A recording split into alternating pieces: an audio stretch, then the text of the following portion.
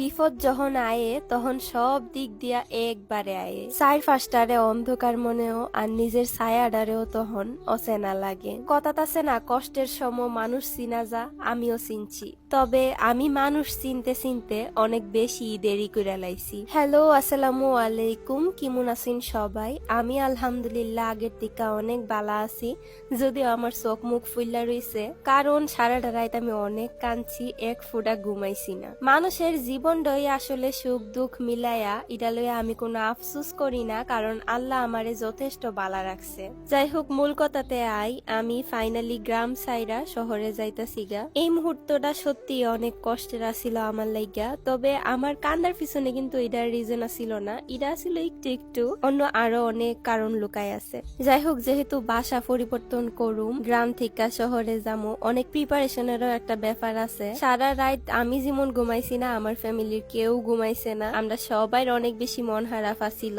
এ না ঘুমানিলেও ওই সকাল থেকে একটানা কাম কইরা বিকালের মধ্যে সবকিছু গুছাইছি। যাইবার আগে আমি আমার বেস্ট ফ্রেন্ডের সাথে একটু দেখা কইরা গেছি, কারণ আবার কোন সময় দেখা হইব এটার কোনো ঠিক ঠিকানা আসিল না। তবে যাইবার পথে আমরা এত পরিমাণে বিপদের সম্মুখীন হইছি, এত পরিমাণে বাধা পাইছি, যা আপনারা ভিডিওটা দেখলেই বুঝতে পারবেন। তো বিপদ আর আমার বাসা দুইটা দেখানির আগে আইন আপনার সাথে একটা জিনিস শেয়ার করি। এই গ্লুটাথিয়ন হোয়াইটেনিং নাইট ক্রিমটা ইউজ করলে মাত্র 7 দিনে একটা ভালো রেজাল্ট পাইবেন। আমি এটা বেশ কিছুদিন হইছে ইউজ করতেছি, এই যে দেখেন অনেকটুকু শেষ করে লাইছি। এই একটা ক্রিমের কিন্তু অনেক উপকারিতা। এটা স্কিন থেকে তেল, ব্রণ, দাগ দূর করে এবং অনেকটুকু ব্রাইট করে। তাছাড়া এটা সেনসিটিভ স্কিনের লাগেও উপযুক্ত, কোনো পার্শ্ব প্রতিক্রিয়া নাই, 100% অথেন্টিক। এটা রাইতে ঘুমাইতে যাওয়ার আগে ইউজ করবেন এবং সকালে ওইটা ওয়াশ করে লাইবেন। 7 দিনে এত ভালো রেজাল্ট পাইবেন যা কল্পনার বাইরে। আমি এটা নিছি গ্লেম স্টোর পেজ থেকে, পেজটা আমার ভিডিও ডেসক্রিপশনে দেওয়া আছে। বাড়ির থেকে বাইরনির আগেই আমরা একটা ভুল করে লাইছি,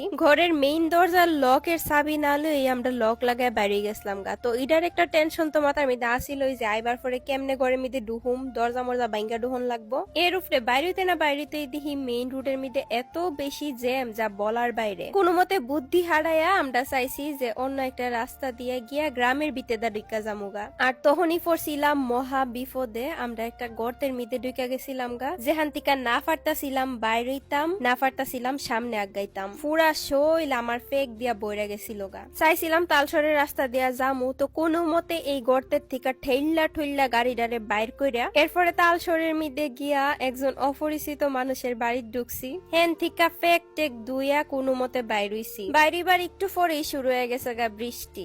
একে তো নিজেরা ভিজদাছিলাম, আরেক টেনশন আসিল যে আমরা জিনিসপত্র ডিজে পাড়াইছি ইডি সবডি ভিজদাছে। আবার আরেকটু সামনে আগাইবার পরে আরেক আলামত, পানি দিয়া পুরা বন্যা হয়ে লইছে। রাস্তাটা ভালো কোনো মতে ফেক ফুক লাগলেও পার হইতারছি। এরপরে যা অবস্থা দেখছি, আমার মাথাতে একবারে আকাশ ভাঙ্গা পড়ছে। আমরা রতলা জিনিসপত্র বৃষ্টিতে ভিজদাছে, এর উপরে জ্যাম, সামনেও আগানের উপায় নাই, পিছেও যাওনের উপায় নাই। এখানে মধ্যে অনেকক্ষণ জ্যামে বয়ে থাকবার পরে লাস্টে কোনো মতে এনতিকা বাইর হইতে পারছি। তাও কিন্তু আমরা সামনের দিকে যাওয়ার কথা ছিল, সামনের দিকে না গিয়া গাড়ি ঘুরাইয়া অনেক গ্রাম পার হইয়া অনেক বাধা, জ্যাম, বাঙ্গাসুরার রাস্তা সবকিছু ফাড়ি দিয়া অবশেষে বাসার নিচে পৌঁছাইছি। সবাই অনেক কষ্ট করতেছিল, আর আমি মাত্র একটা সিয়াল লিয়ে উঠে গেছি গা। দুঃখ তো একটা, ওই যে জার্নি শেষ করার কথা ছিল 45 মিনিটে, এটা শেষ করছি 2.5 ঘন্টায়। মানে আমরা বাড়ির থেকে শহরের দিকে যাইতে আমরা সময় লাগছে 2.5 ঘন্টা। আইবার পরে একটু রেস্ট কইরা সবাই মিলে কামে লাগিয়ে গেছি গা, যেহেতু নতুন বাসা সুন্দর মতো গুছাইতে হইব।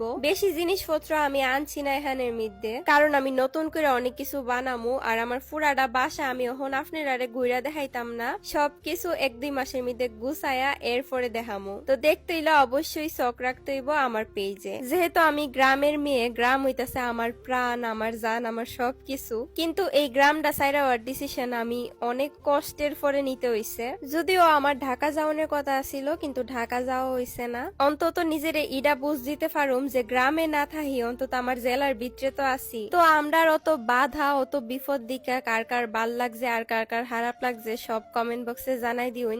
যদি হুশিয়াতা হইন আমরা বিপদ দিকার, তাইলে ইডাও জানাই দিউন, আমি কিচ্ছুই মনে করতাম না, খালি একটা লাত্তি মেরা উড়াই দিমু। যাই হোক, আজকের ভিডিওটা আসিল এ পর্যন্তই। কাম করতে করতে ভিডিওটা শেষ করে দিতেছি। যদি আমার ভিডিও প্রথমবার দীক্ষা থাকেন তাইলে অবশ্যই পেজটা একটা ফলো করে দিয়েন। টাটা।